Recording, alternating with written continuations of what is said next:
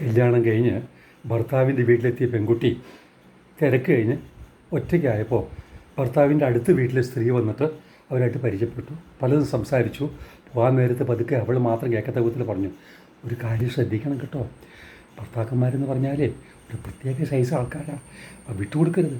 ആദ്യമേ തന്നെ മുറുക്കി നീ പിടിച്ചോളണം, സ്നേഹിച്ചോ പേടിപ്പിച്ചോ നിൻ്റെ കൂടെ മരുതിക്ക് നിർത്തിക്കൊള്ളണം, ചൊൽപ്പിടിക്ക് നിർത്തിയില്ലെങ്കിലുണ്ടല്ലോ നീ ബുദ്ധിമുട്ട് കൊടുക്കാം എന്ന് പറഞ്ഞു. അവൾ അത്ഭുതത്തോടെ നോക്കിയിരിക്കുന്നു, ഇവൾക്കൊന്നും അറിയില്ല. ഉടനെ അവർ പറഞ്ഞു, ഞാനെങ്ങനെയാണ് ചെയ്തത്?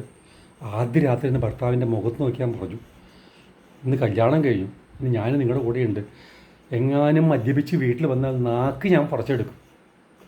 അതുപോലെ തന്നെ വേറെ ഏതെങ്കിലും പെൺകുട്ടിയോടൊപ്പം കറങ്ങുന്നെന്ന് കേട്ടാലുണ്ടല്ലോ മുട്ടുകാലി എല്ലു ഓടിക്കും, പിന്നെ നടക്കാൻ സാധിക്കില്ല എന്നാ ഞാൻ പറഞ്ഞത്.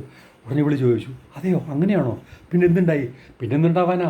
ഞാനിത് പറഞ്ഞു കഴിഞ്ഞതും അങ്ങനെ അപ്പം തന്നെ ഇറങ്ങി അങ്ങോട്ട് പോയി. അപ്പോൾ അവൾ ചോദിച്ചു, എന്നിട്ട് നിങ്ങളുടെ ഭർത്താവിനോട് ചൊൽപ്പിടിക്കായോ? അതറിയാൻ പറ്റിയില്ല. ആ ഇറങ്ങിപ്പോയ മനുഷ്യൻ ഇപ്പോൾ 15 കൊല്ലമായി തിരിച്ചു വന്നിട്ടില്ല, ഞാനിപ്പോഴും കാത്തിരിക്കുക.